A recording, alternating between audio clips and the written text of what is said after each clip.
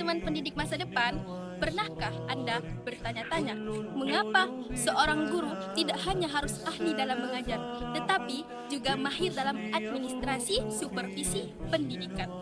Di era pendidikan modern ini, di mana tantangan seperti kurikulum baru dan teknologi harus berkembang. Memahami administrasi bukan lagi pilihan, tapi sebuah keharusan. Nah, dalam video ini kita akan menjelajahi urgensi mempelajari administrasi supervisi bagi calon guru profesional, hubungan antara manajemen dan administrasi dalam mencapai tujuan pendidikan, serta peran penting dalam tugas administrasi, lengkap dengan kendala yang sering dihadapi di lapangan. Mari kita mulai perjalanan ini untuk menjadi guru yang lebih efektif dan berdampak. Sekarang kita masuk ke pembahasan yang pertama. Nah, di sini apa sih urgensi mempelajari administrasi supervisi pendidikan bagi calon guru profesional? Nah, sebelumnya, mempelajari administrasi supervisi pendidikan sangat penting bagi calon guru profesional karena membantu mereka mengembangkan keterampilan untuk mengelola proses pembelajaran secara efektif. Supervisi pendidikan melibatkan pemantauan, evaluasi, dan peningkatan kualitas pengajaran yang memungkinkan kualitas pengajaran guru memastikan bahwa tujuan pendidikan itu tercapai. Nah, ada beberapa urgensi ini yang mencakup. Yang pertama, peningkatan kualitas pengajaran. Guru yang sangat mahir dalam administrasi supervisi dapat merancang program pembelajaran yang terstruktur, memantau perkembangan siswa, dan memberikan umpan balik konstruktif, sehingga meningkatkan hasil belajar siswa. Nah, persiapan untuk peran profesional di dunia pendidikan modern, guru itu tidak hanya mengajar, tetapi juga terlibat dalam administrasi sekolah, seperti dalam pengelolaan kurikulum, penilaian, dan koordinasi kegiatan. Nah, tanpa pengetahuan ini, guru berisiko gagal dalam tugas-tugas non-pekerjaan. Nah, teman-teman, di sini ada beberapa urgensi yang mencakup untuk memungkinkan guru memastikan bahwa tujuan pendidikan itu tercapai. Yang pertama itu ada peningkatan kualitas pengajaran. Guru yang sangat mahir dalam administrasi supervisi dapat merancang program pembelajaran yang terstruktur, terus juga memantau perkembangan siswa, dan juga memberikan umpan balik yang konstruktif, sehingga meningkatkan hasil belajar siswa. Persiapan untuk peran profesional yaitu ada di dunia pendidikan modern. Nah, guru tidak hanya mengajar tetapi juga terlibat dalam administrasi sekolah seperti pengelolaan kurikulum, penilaian, dan koordinasi kegiatan. Nah, tanpa pengetahuan ini, guru itu dapat berisiko gagal dalam tugas-tugas non-pengajaran. Nah, yang kedua, itu ada kontribusi terhadap sistem pendidikan.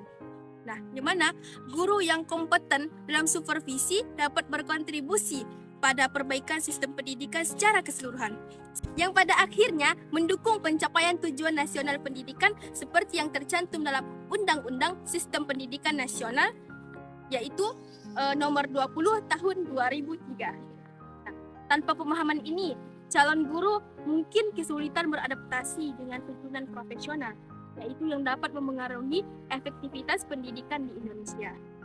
Sekarang kita masuk ke pembahasan yang kedua, yaitu bagaimana sih hubungan antara manajemen dengan administrasi dalam upaya pencapaian tujuan pendidikan. Nah, manajemen dan administrasi ini saling terkait erat dalam konteks pendidikan, di mana keduanya itu berfungsi sebagai alat untuk mencapai tujuan pendidikan seperti pengembangan potensi siswa, peningkatan kualitas pembelajaran, dan pencapaian standar kompetensi. Nah, hubungan ini dapat kita jelaskan sebagai berikut. Nah, yang pertama itu ada manajemen ini sebagai kerangka yang sangat luas. Nah, manajemen pendidikan melibatkan proses perencanaan strategis. Terus ada juga pengorganisasian sumber daya, kepemimpinan, dan pengendalian untuk mencapai visi dan misi sekolah. Yang kedua, administrasi itu sebagai implementasi operasional. Nah, administrasi ini lebih fokus pada pelaksanaan praktis seperti pengelolaan dokumen, penjadwalan, dan pemantauan kegiatan sehari-hari. Nah, ini mendukung manajemen dengan menjalankan rencana menjadi aksi nyata. Terus, adanya keterkaitan dalam pencapaian tujuan. Nah, dalam upaya mencapai tujuan pendidikan, misalnya meningkatkan literasi dan numerasi siswa sesuai kurikulum Merdeka.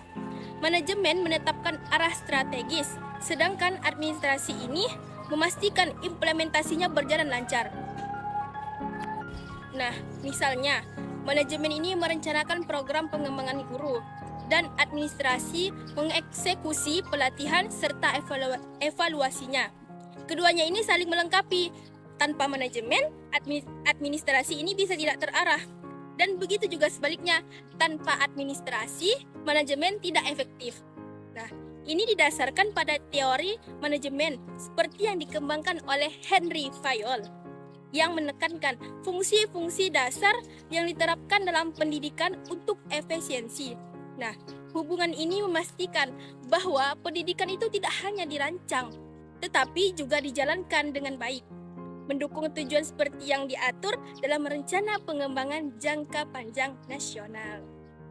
Nah, oke teman-teman, di sini kita lanjut ke pembahasan yang ketiga, yang mana pertanyaannya di sini adalah bagaimana sih peran guru dalam tugas administrasi pendidikan dan kendala apa saja sih yang dihadapi guru dalam memainkan perannya. Di sini ya, kita menjelaskan pertama itu ada perannya dan juga ada kendalanya. Kita masuk ke perannya terlebih dahulu ya. Yang pertama itu perannya. Di sini ada peran utama. Nah, yang pertama itu adalah pengelolaan kurikulum dan pembelajaran. Nah, guru itu menyusun rencana pelajaran atau juga disebut dengan yang familiar sekarang ini RPP. Dia itu menilai hasil belajar siswa dan juga melaporkan kemajuan melalui administrasi seperti raport dan juga portofolio. Nah, selanjutnya peran yang ketiga yaitu adalah koordinasi dan pelaporan. Nah, guru ini terlibat dalam rapat sekolah, menyusun laporan administrasi, terus dan dia ini juga ada berkolaborasi dengan staf lain untuk memastikan kepatuhan terhadap standar pendidikan.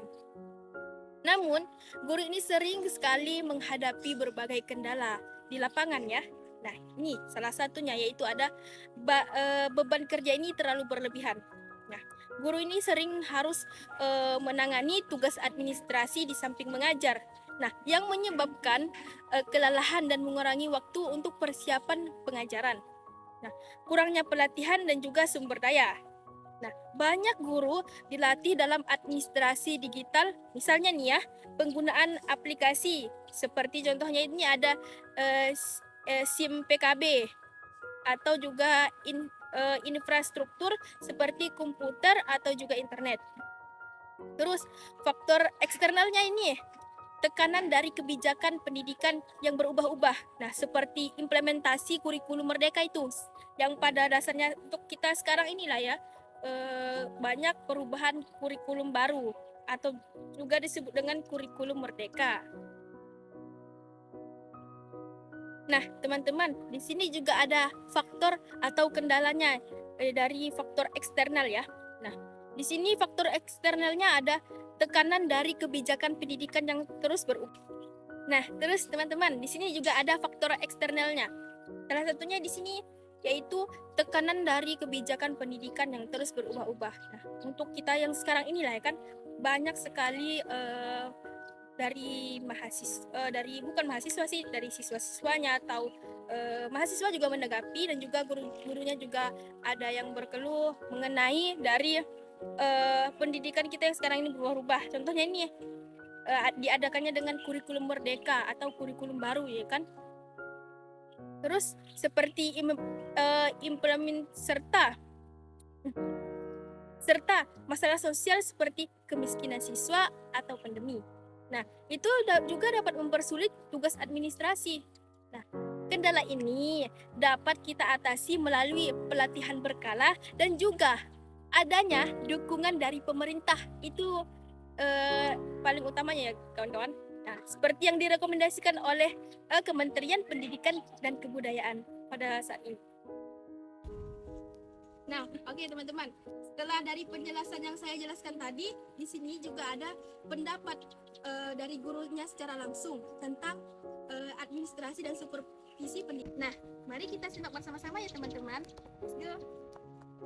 Dengan administrasi mungkin ya, administrasi ataupun proses belajar sih, kalau administrasi pasti penting ya dalam pembelajaran, karena sebelum kita mengajar di kelas kan pasti kita harus persiapkan administrasinya dulu seperti RPP, kemudian Prota, Prosem. Nah, kemudian setelah administrasi kita lakukan, mungkin manajemennya kita laksanakan sesuai dengan apa yang kita persiapkan agar tujuan, kemudian apapun yang kita ingin lakukan di kelas itu bisa tercapai. Nah, kalau untuk masalah bagaimana tujuan itu bisa tercapai, ya pasti selain administrasi, manajemennya kita lengkapi, dan itu juga bagaimana proses atau metode pembelajaran kita dalam kelas. Seperti itu. Pendidikan masih sangat penting ya, karena selain siswa membutuhkan guru juga membutuhkan siswa untuk dalam proses pembelajaran agar proses pembelajaran dapat berjalan dengan lancar. Nah, kalau kendala itu mungkin